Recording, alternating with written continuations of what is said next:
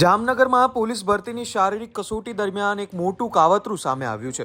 Running પરીક્ષા દરમિયાન એક ઉમેદવારે પોતાની જ રનિંગ ચીપ કાઢીને પોતાના જ મિત્રને આપી દીધી હોવાની ઘટના સામે આવી છે. SRPમાં નોકરી કરતા અર્જુનસિંહ નામના ઉમેદવારે પોતાના જ ગામના એક યુવકને આ ચીપ આપી. બંને જણાએ ચીપની અદલાબદલી કરીને રનિંગ પરીક્ષા આપી હતી.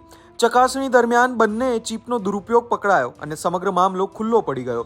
આ કેસમાં બંને ઉમેદવારો સામે જામનગર સી ડિવિઝન પોલીસ સ્ટેશનમાં ફરિયાદ નોંધાઈ છે.